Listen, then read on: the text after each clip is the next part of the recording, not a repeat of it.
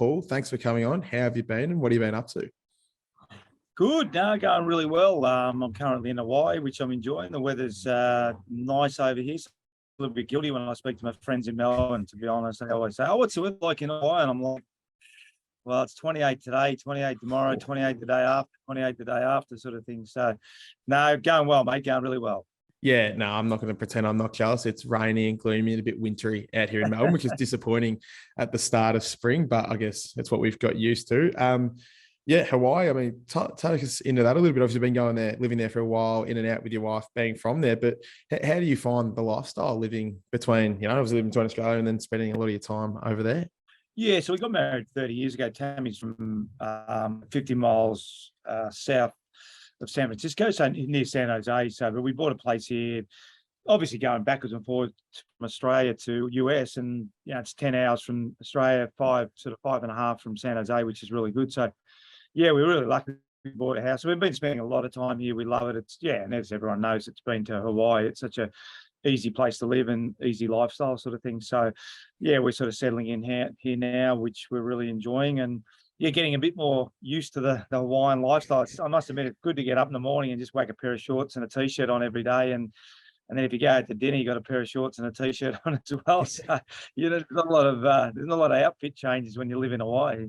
Yeah, it sounds amazing. Right? It sounds amazing. Now, obviously, your coaching career was glittered with amazing stories and success, but your playing career as well. Now, tell us, obviously a Fitzroy legend, and that's where you spent most of your time before making the move to the Swans, which we'll touch on in a little bit. But for those who maybe don't know a lot about Fitzroy or maybe know nothing about Fitzroy, obviously having left the league, now, can you take us into what playing for them meant to you and what that jumper kind of represented?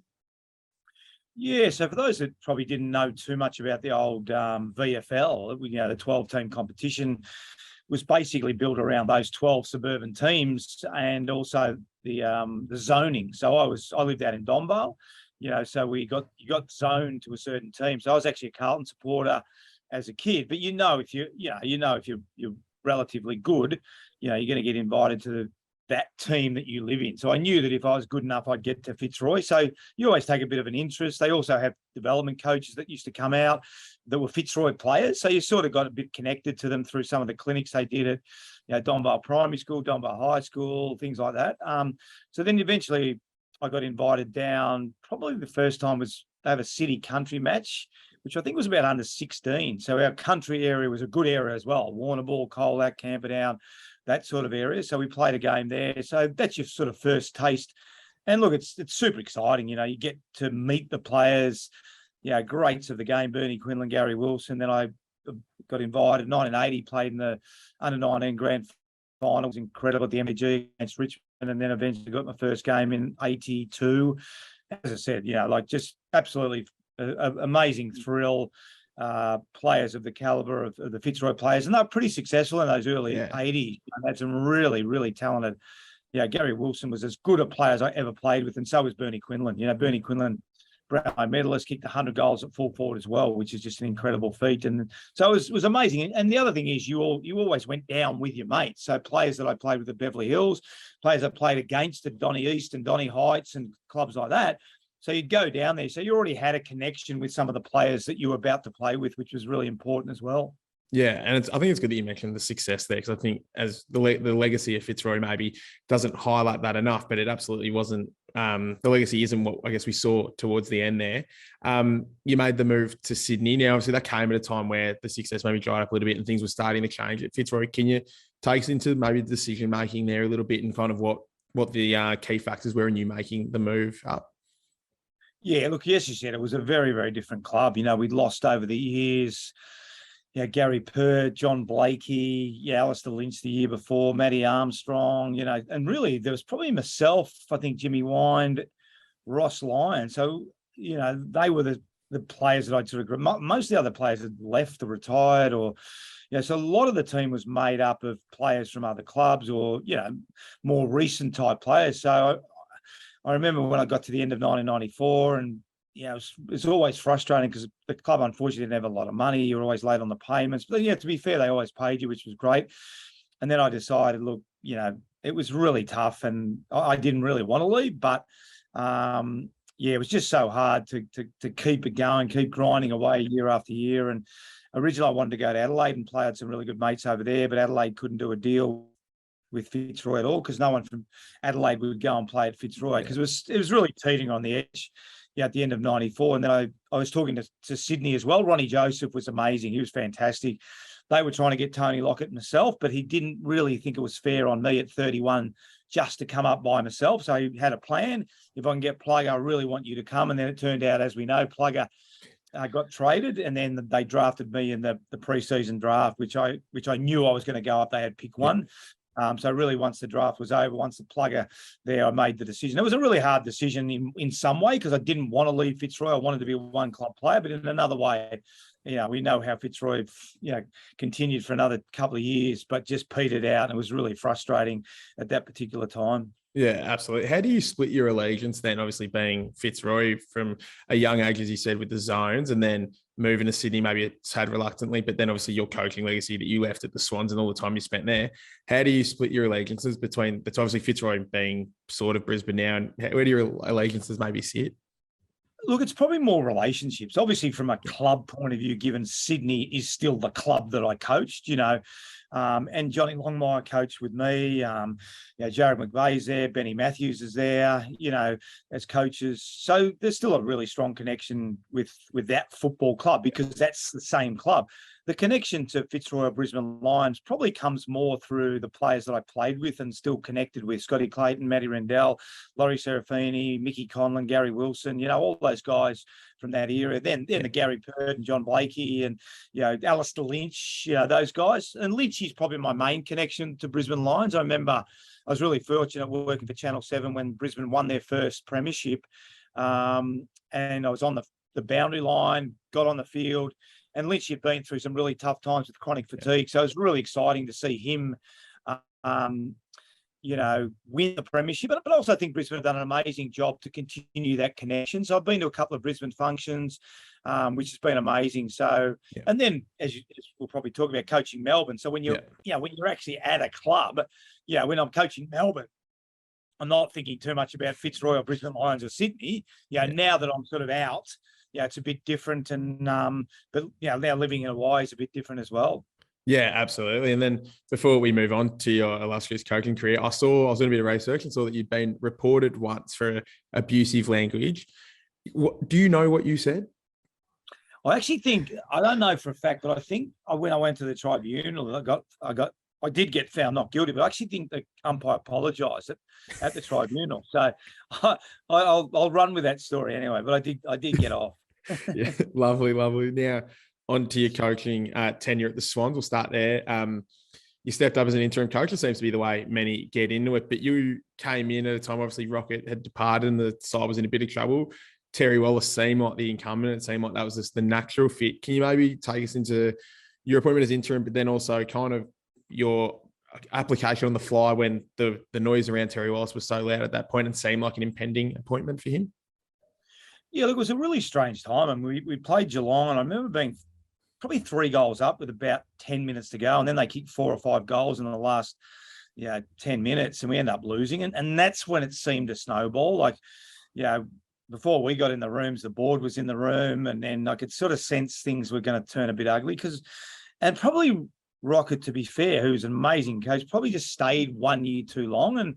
And you could just sense the mood in that final year. But honestly, no one really knew what was happening. We had a bye the following week. I was sitting in my office on the Monday, and I got a phone call. I think Stephen Quartermain rang me from Channel 10 and said, you got a comment about Rodney giving it away. I'm like, mate, I have no idea what you're talking about. Then Johnny Blakey rang me about 30 minutes later and said, oh, mate, what's happening with Rocket? I heard he was going to give it away. And I said, Johnny, I have no idea what you're talking about. And his office was next to mine. So I jumped out of my chair, walked into I said, mate, I've just had 2 phone calls telling me you're going to give it away. He said, yeah. So that's how I found out, through the media and another mate. And so he gave it away. The next couple of days were a bit of a blur for everyone, but we did have a bye. So we had a bit of time up our sleeves. Talked a bit about, would we rotate the coaching gear? And the club said to me, no, we want you to take it. And then I had to make the decision. I really hadn't decided whether I wanted to be a senior coach or not, because I didn't really need to be honest. Yeah. And then it was a case, do you want it? And it was also putting your job on the line, really, with no guarantee you're going to get the job. And I sort of asked for a longer term. I said, no, we want. So it was a bit of a risk. And then we won 6 games and lost 4. And then towards the end of the year, the Terry Wallace thing picked up steam, and everyone said he's got the job. And then next thing I know, I had to present to the board, and then I did a 4-hour presentation to the board and got the job. And so the rest of obviously is history. But yeah, it was a bit of an unusual period, really. Yeah, no doubt. Can you maybe take us into what those presentations, obviously they may have changed from when you first did it back then to now, but what those presentations might look like to the fan that maybe doesn't get the opportunity to be on that inner sanctum? Yeah, 100%. It was sort of funny, and you're sort of trying to present really your vision for the footy club. So everything from, how you want the club to act off the field, the game plan obviously is a big part of it. But probably the one thing I did, which I think was really important, was rated the Brisbane Lions premiership team. Actually, just purely rated them, and then rated us against them and had a score about this is how far behind we are. Then I went into the team and said, look, I think we can get, Brett Kirk and Jude Bolton and Nick Fosdyke. I think we can get them up from, I can't remember the ratings, but they might have been 5s and 6s. But I said, look, I think we can get them up to 7s, 8s, and 9s. So I literally just went through that as well. A lot of the other stuff is fairly generic in terms of, I think my last page was a bit of a leap of faith. I will deliver a premiership within 3 years or something like that. And it turned out to be true. So that was quite funny. But that's sort of your selling slide where you go, oh, this is what I'm going to do. You're trying to sell it at that stage. But so it's probably not a lot different to what most people would think it would be, to be perfectly frank. But that was one thing that I think that I did that probably helped give some clarity to the board, because when you're rating, Michael Voss, as a 9, and they can see that, Ackermanis and Black and Lynch and, Lepich and all that sort of stuff. So you can, they can then visualize, they are 9s. I think there was a couple of 10s. I might have had Vossi at a 10. And, so then they can visualize exactly what the premiership team looks like. Then you're just putting scores against it. And again, then we can say, well, look, I think we can get these players up. So it gives them a really good perspective of where you want to put your time in. And obviously the development of those players, our players, were really important part of it. Yeah, absolutely. And I think, as you said, you got that premiership in 3 years. Now we'll touch on that. I mean, that rivalry with West Coast, which I think, thinking back to my childhood, was probably the defining rivalry of my childhood. I remember all those games on Saturday nights, Channel 10 down here in Victoria, and always classics. How did you prepare, for Judd, Cox, Kirk, Cousins? Because obviously your midfield had its own attributes, but probably wasn't as glamorous as the West Coast midfield.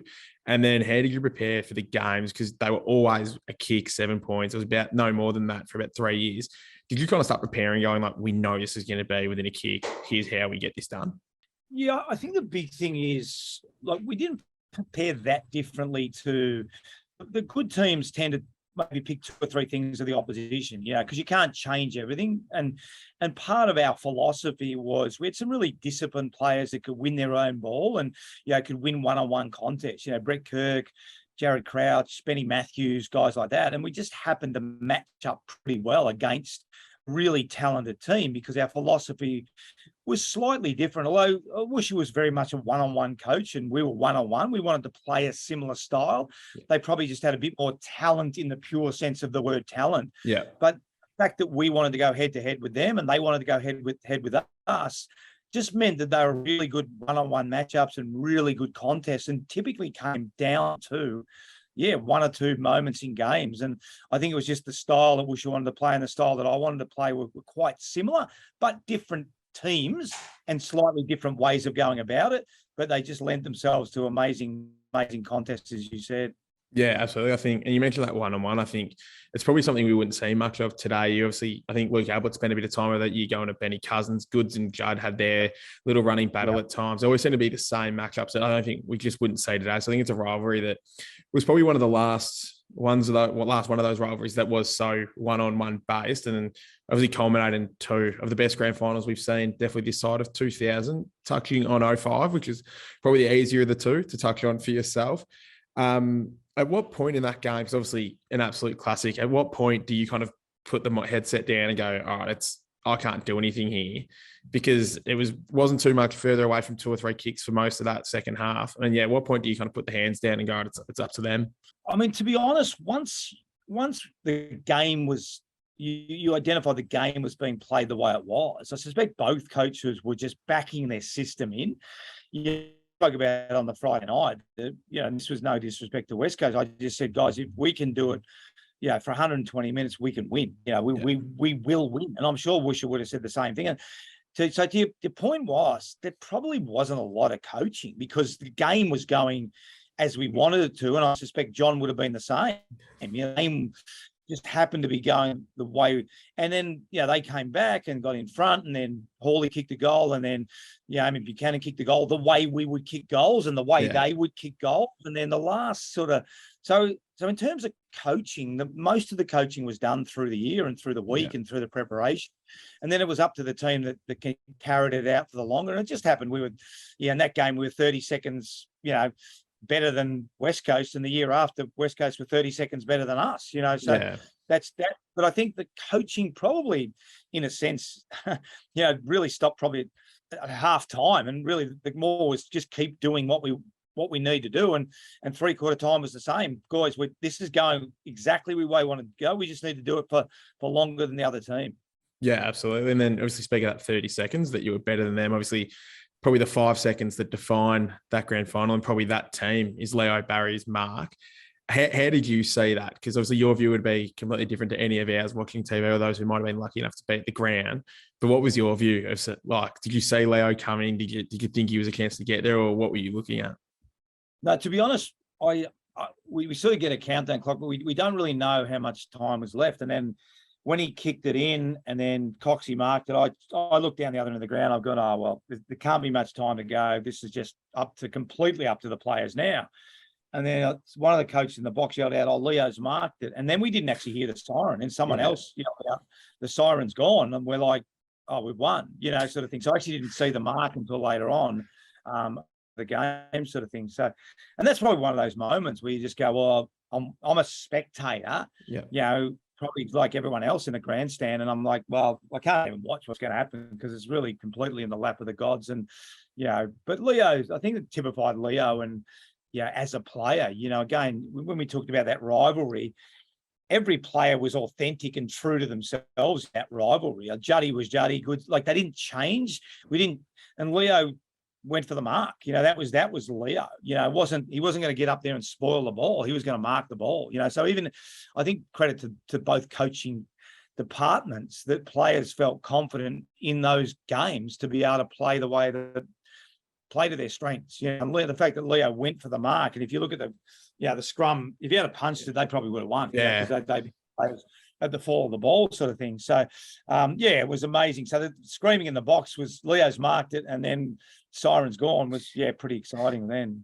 And then following that, you obviously make your way down to the podium, and what's become another iconic moment, and that is you hold the cup up, and after breaking such a long drought, here it is. Is that something you had pre-planned, or is it something you'd thought about in the mirror the night before? I remember watching Mark Williams the year before, and I love Choco. He's a fantastic guy. But when he walked down, he had his tie up, and he had a crack at the major sponsor. I did learn from that, and I thought to myself, gee, I hope Choco enjoyed it. I hope he, and because I remember that moment, I remember on the Friday night thinking, look, win, lose or draw, I want to be as composed, as humble. The biggest part was being present. I just wanted to be present. And because we celebrated in the box, I walked down through the crowd, which I'm glad we won it when you could walk through the crowd and not go down the elevator and out, which was amazing. I remember all the people, the Swans fans, I remember walking on the ground, seeing ex-past players, people that put money in, that during that period of the guys losing all that money, and then 2 years to become such a big thing.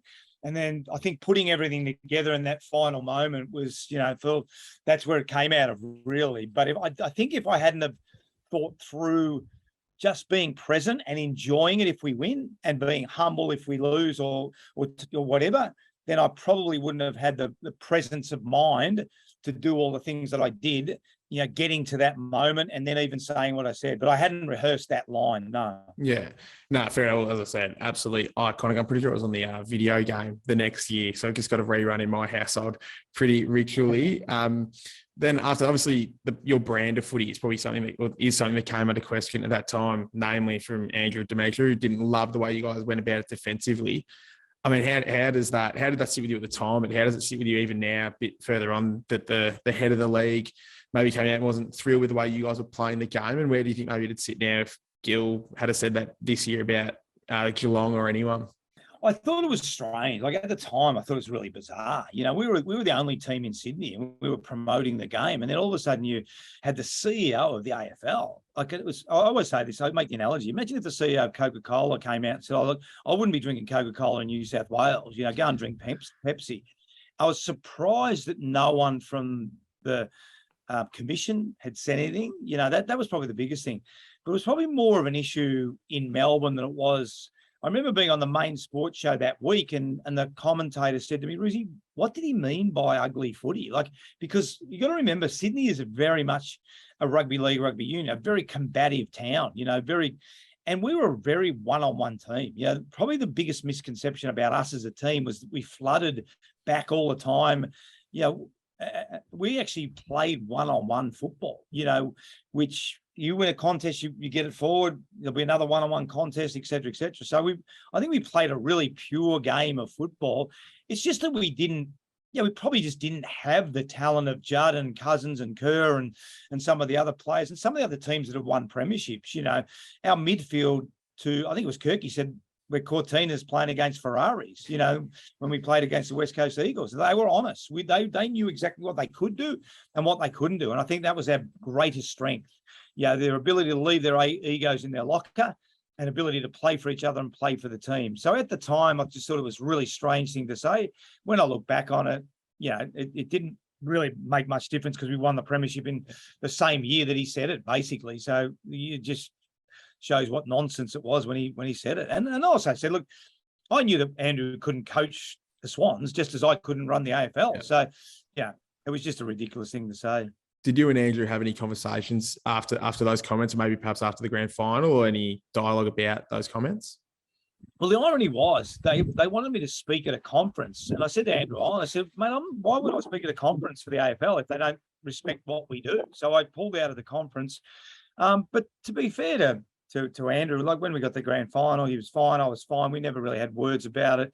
We had a discussion around it, you know, and then he rang me when the Melbourne job came up and just sort of said, look, you know, we'd love to have you back in the league. It was more just a conversation. Yeah. So, look, it is what it is. And I don't think either of us really think too much about it now, to be honest. Yeah, absolutely. And I think, as you said, you got the last laugh per se, holding the trophy up on that day. Moving over to the 06, the sequel, as Anthony Hudson called it, a cracking game in of itself. Personally, I think the 05 game maybe a touch better. But at what point could you maybe accept just how good the theatre of the two games was and the way it kind of worked out? Was there a point where you were able to go, actually, that was unbelievable and both sides probably got the flag they deserved, or does it still maybe hurt too much to let West Coast have that? No, I think immediately, when I say immediately, within the rivalry, I think there was definitely a recognition, and I don't know, I've never spoken to John about it. There's definitely a recognition that these are amazing games. You know, I think even when you're coaching or playing, you do get a sense of the game, you know, and how good they are. And I think as much as we would have wanted to win two and they would have wanted to win two, I mean, to do the rivalry justice, it probably needed a 1-1 finish, really, you know. And I think there was a bit of noise at the end of 2005 that Swans were lucky, they didn't have any injuries, you know, all that sort of stuff. And ironically, that dissipated completely after 06. I think we got respect after 06 because people finally said, wow, this is a great team. This Sydney Swans team is a great team, and they've done it over a long period of time now. Even though we lost 06, I think we got an enormous amount of respect out of going back-to-back, because we know how hard it is to get back-to-back grand finals, let alone back-to-back premierships. So we gained a lot of respect again. And I think also the second half, because the first half, they were flying. Yeah. You know, great idea was Juddy and Cousins and Kerr just going nuts, and they were going nuts in the first half. And I think we were 4 or 5 goals down at half time. So credit to our players to get back to the way we played. And I mean, the irony of it is they probably should have won in 05 because the ball was in their forward line. The ball was in our forward line in 06. So either way you look at it, I think that was a fair result for the rivalry. Yeah, absolutely. I think I remember watching that. I think the start of the last quarter when Barry Hall marks handballs to Goodsy in goals. Oh God, like that's still probably the defining moment of that game for me, because I remember just seeing that and thinking, oh, they're home now. Yeah. So then moving to '07, there was a time where you had to drop Barry Hall. Probably not an envious task for anyone to have to tell me, Baz, that he's not in the side. Can you take us into maybe what that discussion looked like and how Barry maybe received that news? Because obviously being such a proud competitor himself, he probably wasn't too thrilled. Yeah, I mean, the timeline's a little bit blurry now, but I know there was a time there we stood him down because he wasn't playing that well, and it was more around how do we support Barry, and then as it moved on to, I can't remember what the year he left. Was it 09? When he left 09. It was every way you cut it. I mean, Hawley was our captain, in the grand final day and held up the cup. So it's really sad the way that he had to leave. I don't look back at that fondly at all. I think we all could have handled it better. I wish he had continued with the Swans, but I'm equally glad that he went to the Dogs and maintained a really strong reputation and came out of that period of his career really well. So, it's difficult when you're such an important player. You're trying to support, but you're also mindful of the footy club and discipline and how we want to represent ourselves and the things that we all went through. Yeah, we could have all done things better, but the reality is, he left.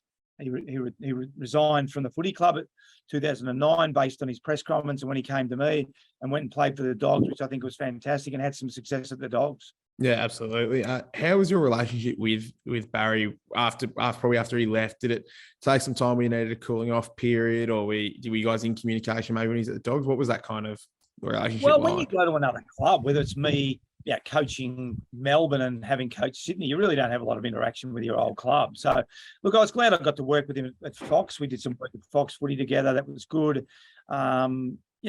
As I said, we could have both handled things differently and much better. But hopefully he looks back on his time at Sydney fondly. We've spoken a lot since. I certainly love Barry Hall. I speak highly of him. We wouldn't have won a premiership without him. I wouldn't have achieved the goals that I've achieved without him. And I'm glad that our paths crossed, and I'm glad that I was able to meet him and coach him. And what he would say about me, I'm not 100% certain, but all I can do is speak highly about Barry and most of my time together with him. Yeah, absolutely. Now moving on to your time at Melbourne. Obviously, you picked up a football club at just off the back of probably its lowest ebb at that point. How big a challenge did you foresee that as, and what was one of the driving kind of factors behind you taking on that role? Yeah, look, I think to Peter Jackson's credit, and the meetings I had with Peter, he was brutally honest. He didn't sugarcoat it. They come off at 2 wins and 20 losses. They come off 5 or 6. Yeah, so I think the fact that he was so honest, was really important. There's a lot of stages I went through. One of the main ones was meeting with the leadership group and getting their impression of how they saw the footy club and how much responsibility they would took. Another part of it was David Misson, who was my fitness guy at Sydney. He was there. Glenn Bartlett, as the chairman, I got on really well with him from day one. Todd Viney was there. Josh Marnie, Jade Rawlings, who I knew, the fact that I could bring coaches in. So there's a lot of factors that took place. And a lot of things just happened to align, that I eventually agreed to do the job. Yeah, absolutely. And then obviously kind of what you did, you kind of laid the groundwork. Obviously a lot of the players that we saw thrive in that 2021 season and the seeing develop into the absolute superstars of competition came in at your time. Were there any of those players that, like, when you got them, you thought, oh, I've got some real raw talent that could be absolutely anything? Any players that, obviously, the guys like Petrarca and Oliver and even Gorn at that time, we know they were inklings of how good they could be. But were there maybe any that perhaps would have taken us by surprise that you always had a feeling we're going to make it? Yeah, it was a fascinating time. There's so much that we had to do. And, unfortunately, it's probably more the players that didn't make it. That was probably the biggest disappointment because, that your habits are formed, when you come to a footy club at 18 and then, typically over that 4 or 5 year period, it's really, I really felt for Jack Grimes and Jack Trengo, who were the 2 captains. They were just outstanding people. But, I think the club, betrayed them in a sense and betrayed the young players. When they first arrived, Jack Watts was super talented, but he did well under me, but didn't do that well under Goody, and then obviously left. Nathan Jones is one I would love to have seen. I've got so much respect for Nathan. The fact that he didn't play in that grand final, I felt And I'm not in the inner sanctums. I don't know, but I think there was an injury going into the prelim, and I felt that he could have been brought into that team. Now, that's saying it from outside. I felt that he could have been brought into the team. Yeah. But the players that did last, Maxi Gorn was incredibly talented and worked really hard, which was amazing. Nev Jetta was another one that missed out, which I've got so much time for Nev Jetta. And then the young talent that was there, Salem, Petrarca, Brayshaw, Oliver. They were all early draft picks and really talented. So, look, it was just great to see them get to where they eventually got to, because I knew, people that followed the club then knew how bad it was, and we probably forget now when, it's a bit like Hawthorn when Clarko won 4 premierships. You forget what the club was like when Clarko took the club, and I talk about that a lot. Clarko did an amazing job lifting that club up and then getting the premierships. I think we forget how bad Melbourne was. And the work that was done by so many people, including some of the guys that didn't make it, to get the club to where it was, it's just so pleasing to see them win the premiership. Yeah, absolutely. And before we move on a bit in Melbourne, you mentioned those players that didn't make it. Now, one of those would be a friend of mine, Jack Fitzpatrick. I'd be remiss if I didn't ask what your thoughts on Big Fitz were and your time with him. Mate, the best story, and I never told this story, but Maxi Gorn let the cat out of the bag. And I know Fitzy reckons it was a right footer, but I'm sure it was a left footer that he kicked it.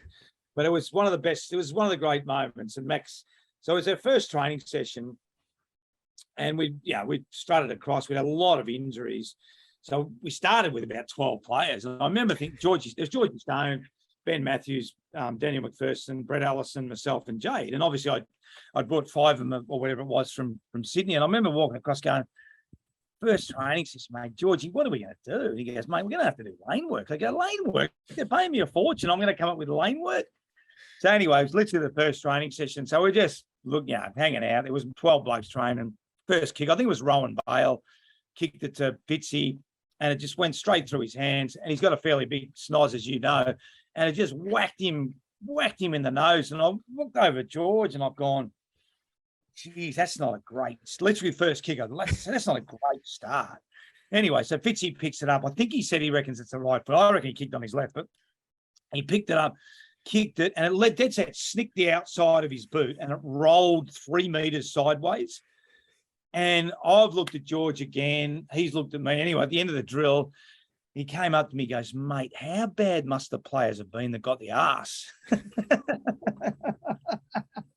But I think it's interesting because when I look at Fitzy, and again, I find it hard sometimes to talk about Melbourne because I don't like to be critical of what happened before. But there's a lot of players that I would love to have coached when they first arrived at the club, and Fitzy was one of them. I would have loved to have got him when he first arrived, because he's, as you would know, as a mate, like really quick, prototype size, could catch it. Things like that. Some of the attributes. And when I look at some of the players that didn't make it, again, I really do wish that I'd coached them, and with that group, with George and Benny and that whole coaching group, because he did have talent, but sometimes the bad habits and things that it's hard to compensate with that, after a while. And then the team was, obviously pretty bad, and we had a lot of things to change, sort of thing. There's probably one other story he probably told you when he handballed the ball through the goal line at the MCG, which was pretty funny as well. Yeah, that's single-handedly probably the funniest thing I've ever seen. And I make sure when he first started working with me, I make sure I let him know that I had that footage on standby. He was telling me not too long ago a story. I think you played Port Adelaide up at the top end. And you had him slated for Paddy Ryder for the week, and he had himself ready, and Paddy was a late withdrawal. And I think he went to centre half and he lined up on Angus Monfries for the first half of that game. And he still laments that because Angus ran him ragged. And he's still fuming about that, the fact that he had to go play on Angus Monfries and watch him kick. I think he could rent 3.5 before you took him off him, he says. So, good stories. Really, we had some. There's some tough times, but I think hopefully the players would say we still were able to enjoy ourselves whilst learning the play and standards, and hopefully there's some good relationships being built as well. Yeah, absolutely, mate. And then staying with Melbourne, obviously the ultimate success comes. How proud were you of that? Obviously, you played a big part in laying the foundations. I spoke to Dom Tyson not too long ago and asked him a similar question, and he said he felt a bit of pride in knowing he was part of that, building the foundations, and he obviously played in that prelim against West Coast, I think in Goody's first year. And what sense of pride do you take in watching a bunch of guys that you worked with and helped mould ultimately reach the ultimate success? Yeah, look, obviously during the pandemic, it was in Western Australia. So I remember just sitting in my place watching it, and the siren went, and the feeling of contentment was just hit me straight away. You know, it was really like, this is amazing. This is why Peter Jackson asked me to come. This is why I brought, the coaches that sacrificed. You know, they were really good clubs. Georgie Stone came, and as I said, the other guys had opportunities elsewhere, and they backed me in, and we backed each other in, and an amazing sense of fulfillment. You know, seeing what the fans had gone through, as we've already talked about some of the players. Yeah, it was incredible just to see the players win the premiership and the whole club be able to celebrate. And knowing, as Dom said, like, Bernie Vince, Daniel Cross, guys that would come to the club, at that time, Dom Tyson, honestly, for them to come to a 2-win team, it was enormous. To get Dom, to get Crossy, to get Bernie Vince and guys like that was just unbelievable. It was enormous to get those. And there's so many players. And it was really strategic, what we tried to do in those early days. And Jason Taylor and Todd Viney did an amazing job of assembling and reassembling and getting rid of players and bringing players in. And, it was incredible effort from everyone at the footy club. So to be able to do that and win the premiership was amazing. It was really, really good. Yeah, I think they were a deserving premier, no doubt, but they were probably as good a premier as we've seen for a long time. They've probably got a few more left to win as well. Simon Goodwin, as you mentioned, played a big part in that, obviously, as head coach. You worked as closely with him as anyone in his development as a coach. What are some of his strengths that maybe you saw early on, and what was kind of your working relationship like? What were the kind of things that, he had to learn that he maybe got, but what were the things mainly that he was really, really good at that you could identify early on? I mean, probably one of the things we wanted to do was get continuity. For a club that didn't have continuity, and that was probably Peter, when I spoke to Peter and Glenn around the succession plan, we really spoke about, we want the players to know that the game plan is not going to change dramatically. The philosophies aren't going to change dramatically. But equally, if it does change a bit, then at least the coach is there for a couple of years and can build really strong relationships. Probably some of the things I really admired Adelaide. We'd really had trouble beating Adelaide at Sydney. Neil Craig was a real proponent of that cultural leadership and structure and all those sorts of things. I really had a lot of time for Craigie. And Craigie was really unlucky, he could have easily been a premiership coach. They seemed to do really well against West Coast, as we did, and West Coast did well against us. We struggled to beat Adelaide. So we just happened to play West Coast in the finals, and West Coast played Adelaide in, I think, both prelim finals from memory. So I had enormous time, and then I thought Goody's time at Essendon was really important, for him and his learning process, et cetera, et cetera. But I think it was more similar philosophies, but continuity, just trying to get continuity. The players knew who was going to be coaching, and then having him for 2 years with while I was there, building a relationship with players, and then picking up on what we'd started together, and then just building towards what eventually he was able to achieve was a premiership. Did he have his fingerprints over that game plan? Obviously, because if he's the one that's going to be taking it over once you depart and you wanted continuity, did he have a big say in what that game plan looked like when you were still head coach? We probably weren't dramatically different, probably more from a defensive standpoint. So I think his last year, he took more responsibility in the strategic stuff around game plans and coached more pre-season, et cetera, et cetera. So, there was certainly a build-up and a transition me handing over to him. And there had to be. There was the same with John Longmire as well, really. Yeah, absolutely. And I think we've seen a few of those succession ones maybe not go as well, but I think the two that you've been involved in ultimately have reached the ultimate success. So I think it's obviously a credit to how you've handled those situations. You obviously had a gap between your time at Sydney and arriving at Melbourne. Now, Ross Lyon, someone you mentioned earlier on in our chat, he's obviously coming back into the Saints from a gap after his time at Freo. What are some of the challenges that you noticed in that time that Ross might face now, having been out of the game for a little bit and then coming back into the hot seat? Yeah, I think the game changes relatively quickly, but it doesn't. I mean, and I want to make it clear. Yes, contested ball is still huge, despite sometimes what the media say. The best defensive teams win premierships. So I think with Ross, he will concentrate on those things that haven't changed, and then he will rely on the other coaches, to sort of say, look, let's tweak that stoppage. Ball movement might be slightly different. The man on the mark, kick-ins, all those sorts of things. And that's when you're just relying on the coaches, which in effect you do anyway. The other thing that hasn't changed is culture. You need good people. You need really strong standards if you want to be. I talk about behavioural-based teams or cultural-based teams. You want to be a behavioural-based team, then you get your systems in place. And he's really strong on that. So I would say 90% of what Ross will do will be the same as what he did at Fremantle, and the 10% to 15%, he'll just get help by Lenny Hayes and some of the coaches that are already there, and some that he will bring in. But look, I think Carlton made a mistake in not hiring. I think Essendon made a mistake in not hiring him. But I understand clubs have to go through processes, et cetera, et cetera. He's an elite coach. Look at his coaching record. The ball bounces one way instead of the other way. He wins a premiership. That's how fine. Leo Barry drops that mark. I'm not a premiership coach. The ball bounces up to, I think it was Milne. Ball bounces up to Milne. Ross Lyon's a premiership coach. I'm not a premiership coach. That's how close he is. And I think he's an exceptional coach, and he'll do an exceptional job. Yeah, I think that was going to be the next question, is what kind of job you think he'd do there? You said Carlton and Essendon maybe made mistakes not getting him. So you're that convinced that he doesn't need a process? Because obviously that's probably one of the queries around Ross, is that he didn't really want to go through one of those processes. And you'd know him probably better than a lot of people, having worked with him and then worked against him as an opposition coach. Can you take us into what gives you a bit of that belief that he was the right man for the Essendon, Carlton, and then ultimately St Kilda jobs? Well, the process for Ross is already been done. He's already been through the process. That's what I don't understand.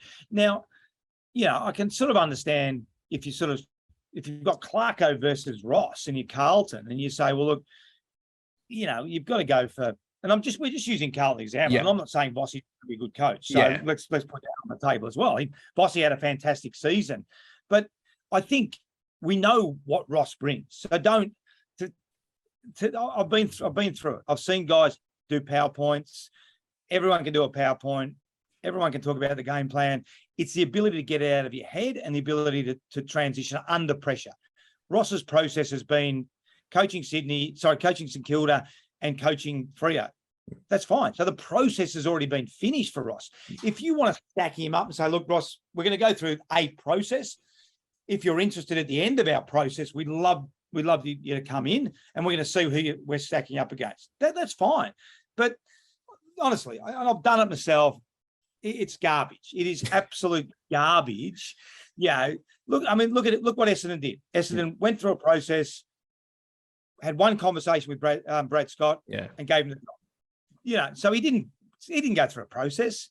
So let's not get into semantics. The process for Ross Lyon, the process for Scotty, the process for Clarkson is already been done. Then you make some phone calls, and then you say, look, what's Ross going to bring? Do we want Ross? No, we want Michael Voss. We want a young coach. We want someone else who's different. Let's look at Scotty's process. Let's bring some people at North Melbourne. What's the legacy? What's happened there? What's happened post? You make that determination without even interviewing, to be honest.